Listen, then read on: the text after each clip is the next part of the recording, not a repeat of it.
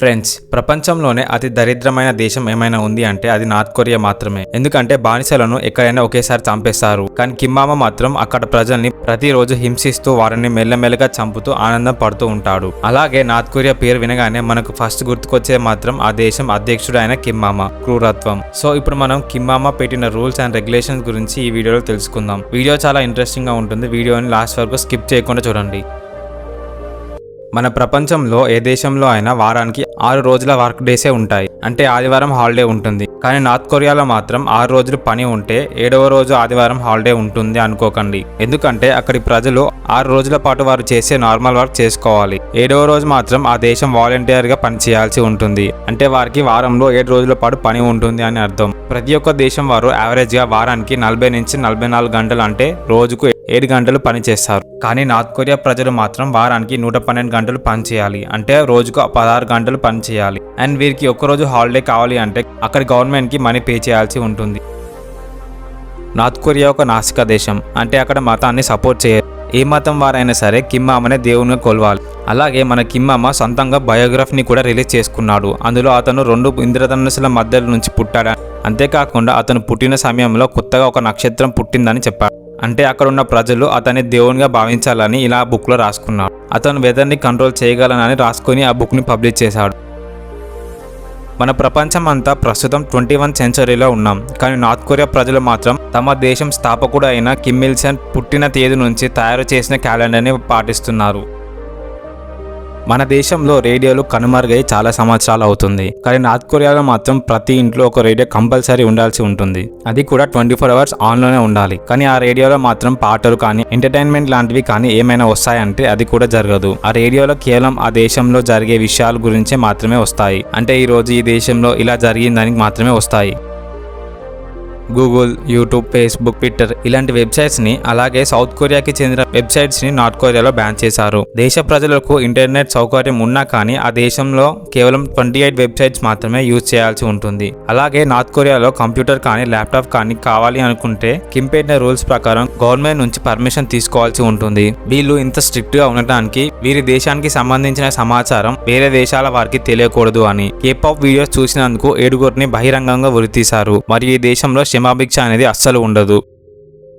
మనం ఏదైనా కొత్త ప్రదేశానికి వెళ్ళినప్పుడు ఫోటోలు తీస్తూ ఉంటాం. కానీ నార్త్ కొరియాలో మాత్రం ఫోటోలు తీయడం నిషేధం. ఎందుకంటే అది వారి దేశ ప్రతిష్టను దెబ్బతీస్తుందని కిమ్ భావిస్తాడు. అక్కడ ఫోటోలు తీసుకోవాలి అంటే అక్కడి అధికారుల పర్మిషన్ తీసుకోవాలి. ఒకవేళ ఎలాంటి పర్మిషన్ లేకుండా సీక్రెట్ గా ఫోటోస్ తీసుకున్నా కూడా వారికి జైలు శిక్ష పడుతుంది. నార్త్ కొరియాలో జూలై 8 మరియు డిసెంబర్ 17న ఎలాంటి వేడుకలు ఉండవు. కనీసం ఆ రోజు బర్త్డే కూడా చేసుకోరు. ఎందుకంటే కిమ్మామ ఫ్యామిలీ మెంబర్స్ అయిన కిమ్ టు సన్ మరియు కిమ్ జోమ్ టూ అనే వీళ్ళిద్దరూ ఆ డేట్స్ లోనే చనిపోయారు. అందుకే ఈ రూల్ ని పెట్టారంట. ఆయన ఈ 2 తేదీలో పుట్టిన వారు జూలై 8న పుట్టిన వారు జూలై 7న, డిసెంబర్ 17న పుట్టిన వారు డిసెంబర్ 18న పుట్టినరోజు జరుపుకుంటారు. ఎవరైనా నార్త్ కొరియాకు వెళ్ళాలి అనుకుంటే వారి ల్యాప్టాప్ అండ్ మొబైల్ ఫోన్స్ ని అక్కడ ఎయిర్పోర్ట్లోనే ఇచ్చేయాల్సి ఉంటుంది. మళ్ళీ తిరిగి మన దేశానికి వచ్చేటప్పుడు మాత్రమే తీసుకోవాల్సి ఉంటుంది. మరియు అక్కడికి వెళ్ళాలి అనుకున్న టూరిస్టులు అక్కడి స్థానికులతో ఎక్కడ పడితే అక్కడ మాట్లాడకూడదు. ఖచ్చితంగా ఒక గైడ్ ని తీసుకోవాల్సి ఉంటుంది. అండ్ ఆ గైడ్ చెప్పినట్టు పాటిస్తూ ఉండాలి. లేకపోతే మనం అక్కడ నుంచి మన దేశానికి తిరిగి రావడం కష్టమే. మన ఇండియాలో ప్రజలు చూసేందుకు దాదాపు 900 పైగానే టీవీ ఛానల్స్ ఉన్నాయి. వాటిలో అన్ని టైప్స్ ఆఫ్ ఛానల్స్ ఉంటాయి. కానీ నార్త్ కొరియాలో మాత్రం కేవలం 4 ఛానల్సే ఉంటాయి. ఈ 4 ఛానల్స్ కూడా గవర్నమెంటే కంట్రోల్ చేస్తూ ఉంటుంది. కాబట్టి గవర్నమెంట్ ఏ ప్రోగ్రామ్ వేస్తే ఆ ప్రోగ్రామ్ చూడాలి. అంతేగాని వారికి వేరే ఛానల్ పెట్టుకునే ఆప్షన్ లేదు. బయట ప్రపంచంతో వారికి సంబంధం ఉండకూడదు అని వేరే దేశం న్యూస్ పేపర్ కానీ న్యూస్ కానీ వారికి అందుబాటులో ఉంచరు. ఎందుకంటే ఇతర దేశాల్లో ప్రజలు బతుకుతున్న మోడర్న్ లైఫ్ ను చూసి అక్కడ ప్రజలు వారి ప్రభుత్వం మీద తిరుగుబాడే ఛాన్స్ ఉంది అని ఆలోచించి ఈ రూల్ని పెట్టారు. మనకు ఇండియాలో ఎప్పుడైనా కరెంటు తీసేస్తే జనాలు ఏమాత్రం ఊరుకోరు. కానీ నార్త్ కొరియాలో మాత్రం ప్రతిరోజు రాత్రిపూట దేశం మొత్తం కరెంట్ తీసేస్తూ ఉంటారు. అది కూడా అక్కడి ప్రభుత్వమే. ఇలా కరెంట్ తీసేయడానికి కారణం ఏంటి అంటే దేశం సరిపోయేంత కరెంట్ ని ప్రొడ్యూస్ చేయకపోవడం. అందుకే ప్రజలు సోలార్ ద్వారా దాచుకున్న కరెంట్ ని నైట్ టైంలో యూజ్ చేసుకుంటారు.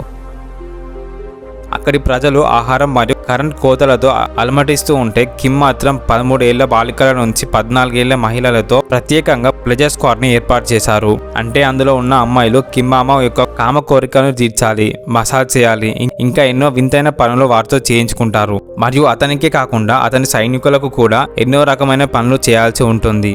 అయితే ఇందులో మొత్తం 2000కు పైగానే మహిళలు ఉంటారు. వారిలో 13 ఏళ్ల బాలికలు ఎక్కువ ఉంటారు.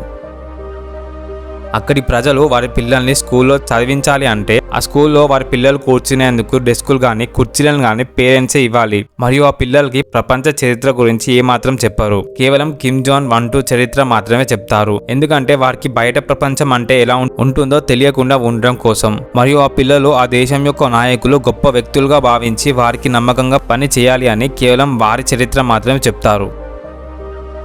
మన ప్రపంచ దేశాల్లో ఉన్న ప్రజలు కొన్ని వేల రంగులు వారి ఇంటికి పెయింట్ వేసి ఎంతో అందంగా కనిపించేలా చేస్తారు. కానీ నార్త్ కొరియాలో మాత్రం ప్రతి ఒక్క ఇల్లు కేవలం బూడిద రంగులో మాత్రమే ఉండాలి. ఎందుకంటే కిమ్ అమ్మ వాళ్ళ నాన్నకు గ్రే కలర్ అంటే ఇష్టం. అందుకే ఈ రూల్ని పెట్టారు.